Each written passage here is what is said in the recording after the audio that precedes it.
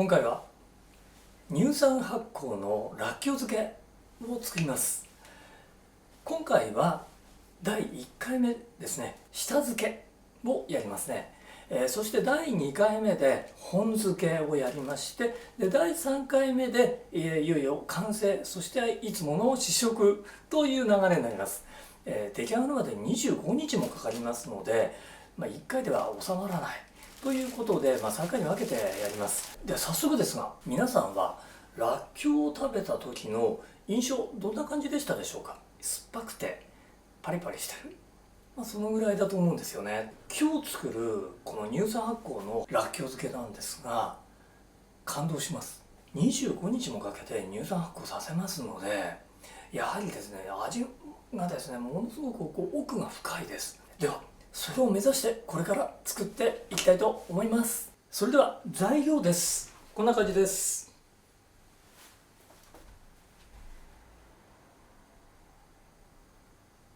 ではまず最初に容器の熱湯消毒からやっていきます。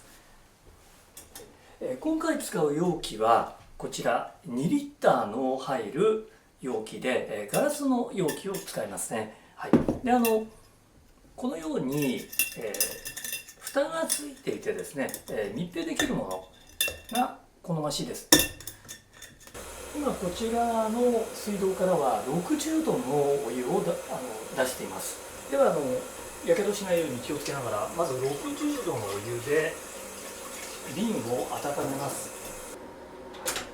大体沸きましたので80度以上のお湯ですね。これを今度はこちらの瓶にかけて約10秒以上ですね、かけていきます。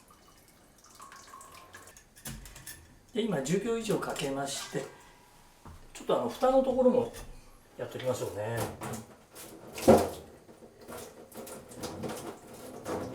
続きましてらっきょうを洗っていきます。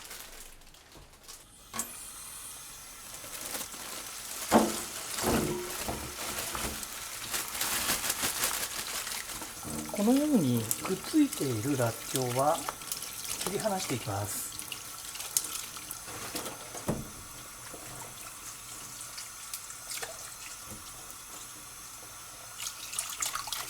続いてらっきょうをこのようにこするようにして洗っていきます。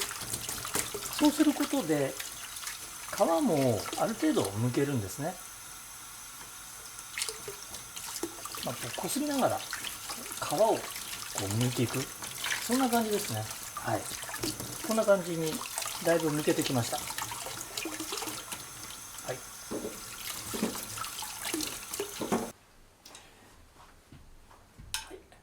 今洗いが終わりました。次はらっきょうのこの頭の部分とこのお尻の部分というか根っこの部分ですね、ここを切っていきますね。まず根っこの方ですね、ギリギリのところですね、切ります。はい、そして頭の方ですね。頭の方はこれですね、1個だと思ったら2つでした。こういうのが出てきましたらまた2つに分けてあげてですね、で薄皮を取りますね。はい、はい、で頭の方ですけれども、先が細いですよね。でだんだん太くなりますね。で、太くなる、途中のあたりですね、細いところがちょっと残っているぐらい、このぐらいですね。はい、細いところがちょっと残るくらい、ちょっと分かりにくいかもしれませんけれどもね、適当でいいです。はい、そして水分をですね、ここで拭き取りますね。で拭き取った時に薄皮が残ってるのも一緒に取ります。はい、はい、残ってる薄皮を取って、はい、らっきょうの根っこと頭をひたすら切っています。非常に時間のかかる作業で、タイパが悪いらっきょう漬けなんですけれどもね、ただこんなやり方をやってる人は日本の中で果たしてどれだけいるのか、ほとんどいないでしょうね。それだけにですね、この最高のらっきょう漬けを食べることができる人というのも、本当に限られているのかなと思います。ですので、本当に嫌になってもう本当に嫌になっちゃいましたけどもね、ようやくらっきょうの頭とお尻を取って、薄皮を取って終わりました。本当に長かったです。今頃ですね、こんなこと言うのもあれなんですけれども、この作業をやるときは一人でやらない方がいいですね。誰かお友達とかお父さんとかお母さんとか、誰でもいいですよね。誰かとやった方がいいですね。なんかおしゃべりしながらやると割と、楽しいかもしれません。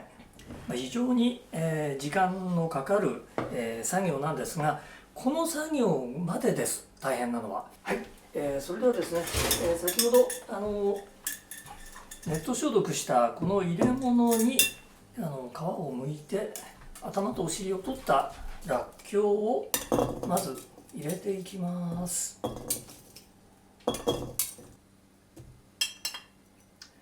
はい、らっきょうを今入れ終えました。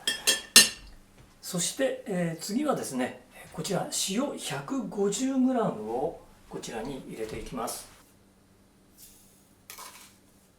このらっきょう漬け、タイパも悪いんですけれども、塩こんなにいっぱい使うのでコスパも悪いです。はい、はい、今塩 150g 入れました。はい、そして、お水ですね、こちらは 700g です。なんかこぼしそうですけども入れます。